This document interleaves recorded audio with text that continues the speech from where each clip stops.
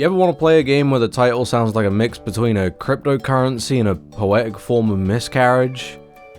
Or is that an unappealing way to start a YouTube video? I've dabbled in Uni before. Somehow says I got 26 hours in the last game. I don't remember any of it. All I know is that, in my mind, Uni sits at the edge of fighting games that people have heard of so they can peer out into the waters that Guile Wingquote always seems to be exploring. If you think Uni is a niche, I have bad news for you. Or good news for you, depending on your perspective. You and your friends are weird. Go on and live your weird freak life, you beautiful shining diamond. Here's how I feel about fighting games at the moment, and that's why I'm playing this, because love it or hate it, exploring weird shit is good for you, your soul, and your appreciation of what you like. It's why you should read a book every once in a while. So I explored the waters of Uni for a week, much like I did with BlazBlue. But unlike BlazBlue, where I gradually warmed to it, this time around I found a game that I could acknowledge as good, but also recognize really isn't for me. I don't like it. I don't hate it, but if someone Thanos snapped every fighting game in existence and left me with Uni, I'd be playing Counter-Strike right now. Oh wait, I am playing Counter-Strike right now, what the f— Let me take you through how I came to that conclusion on my little 7-day adventure. As day one goes, it was time to pick a character, and I knew who I kind of already liked. It's Carmine. Big wheel, big button, simple projectile, that's my dude. However, he had one problem. Can you see it?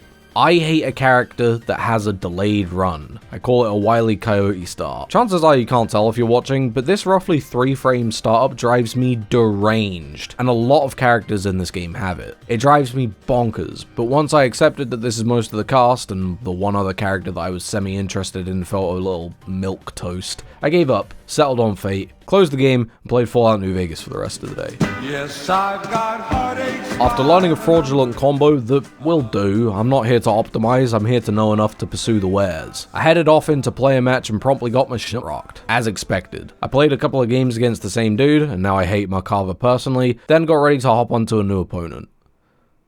Oh, this is not a European game. I quickly discovered that, while there is a player base in Uni, much like a lot of older anime fighters, there are times you will find matches, and times where you are stranded on an island. And that's a bit of a problem for me when I'm just trying to learn the ropes. What was apparent from the few games that I managed to play is that defense in this game is different. You put an anime fighter on my screen and my brain immediately beelines towards learning the input for burst and forgetting about my defense until later. I'm sure there's a push block like GG or BB, or if worst comes to worst, like Marvel. I'm sure I've been in the fighting game ball pit long enough to know my way around the vomit. That is not the case here. There's no burst. Getting hit means that you're eating damage, and while there is a form of push block, it's not as risk-free as I was ready for. Here, push blocking or shielding acts more like a move. If you hit shield, you're now defending and are committed to that defense for a short period. That means trying to shield a low when it's a high has dire consequences, and trying to shield during a grab makes it untechable. Once this clicked, I could immediately see how it was extremely interactive, being able to bait out someone's defense to open them up, and a defender is still encouraged to shield thanks to the grid system. I like it, both in theory and in practice. However, as a new player, it can be hard to see the value in shielding when you don't get a decent idea of what your opponent's strings are going to be, and the push block at times doesn't seem to open up opportunities. I'm sure it does, but it's day 2 and I've managed to find 5 matches in total.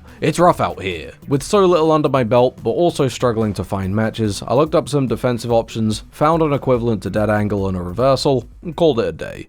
It was at this point 2 things were sticking out to me that I couldn't seem to get over. I didn't like the movement, and every character felt hard to pass their intentions from. Assault is not an air dash, I get it, but in my head if I have a forward option in the air, I have a backwards option in the air.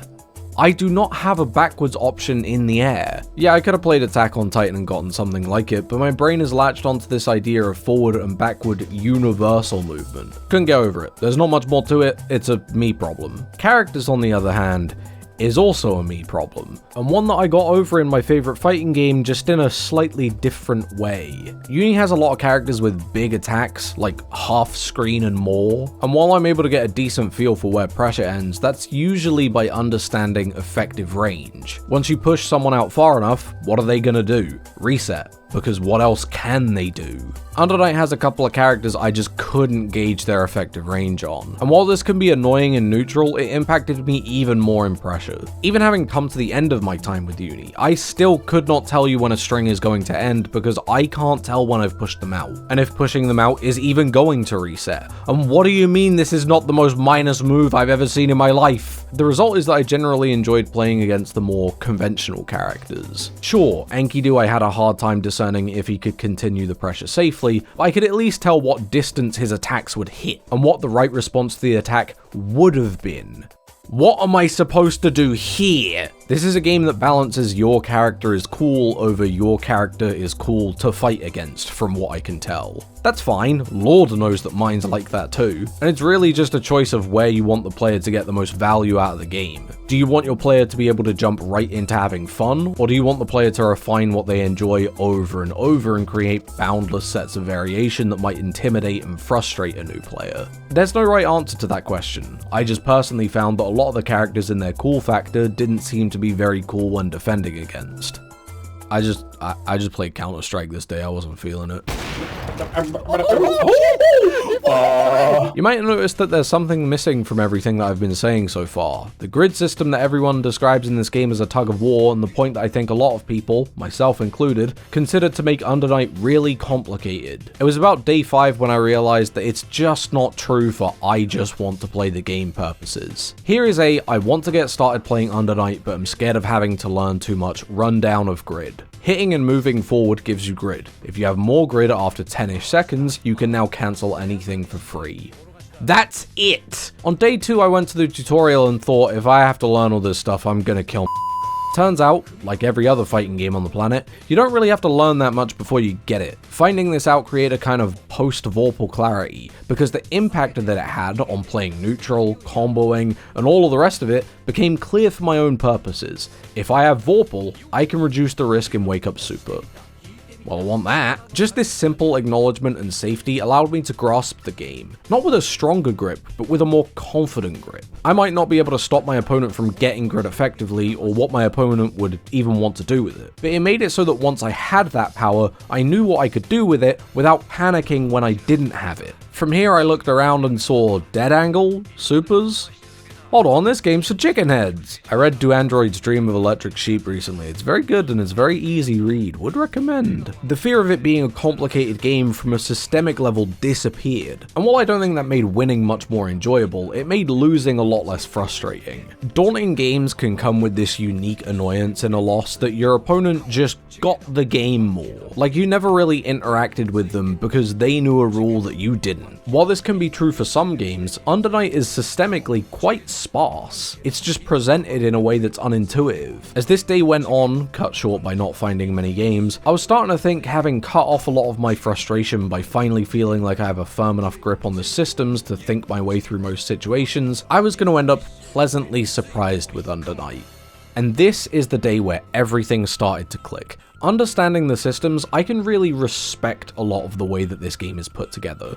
But respect is about as far as it goes. When I won, I wasn't really feeling anything, and when I lost, I was also stuck with an almost disconnected emotion. A feeling that can only really be summarized on both ends of the results screen with, fair enough, I just don't enjoy it all that much. Things like understanding the recovery points from a combo at first felt unintuitive. If I'm in the air, I feel like I should be allowed to press or air dash my way out of it. By day 6, a fact like this was internalized, but I just didn't really like that it worked that way. I kind of respect that air get-ups are split between forward, middle, and back, and ground only has middle and back. Something in my head just wished there was also a roll forward to align the recovery. I can play in the knowledge that there's not, but it still didn't feel right to me. The good thing is that this means that players have to commit to playing defense, while still making players on offense have to think about what they want to cover on wake up in mid-screen. It's just not what I wanted. Little things like I just feel like I should have burst are still present in my mind. And rationally I can reason that there was enough going on that maybe burst both isn't necessary and would be bad for the game, but that rationality doesn't escape the feeling. Day 6 was a day of feelings being cemented, along with day 7. At the end of my week with uni, I wasn't over the moon that it was over, but I wasn't interested in going back to it. It's just not a game for me. However, like all good nuance enjoyers, I could still recommend it. Only really if it goes on sale though, this is an absurd price to pay. While I didn't enjoy most of the characters here, there's a lot of uniqueness wrapped in this little package. What other game has Akatsuki?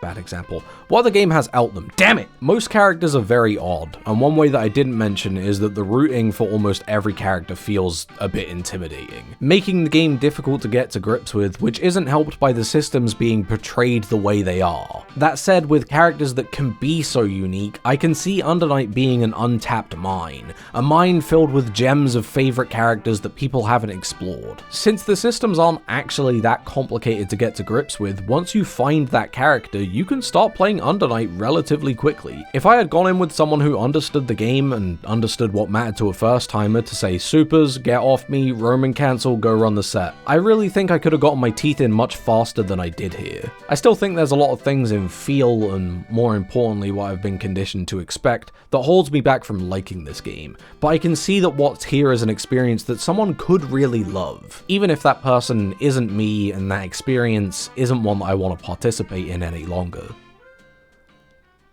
6 out of 10.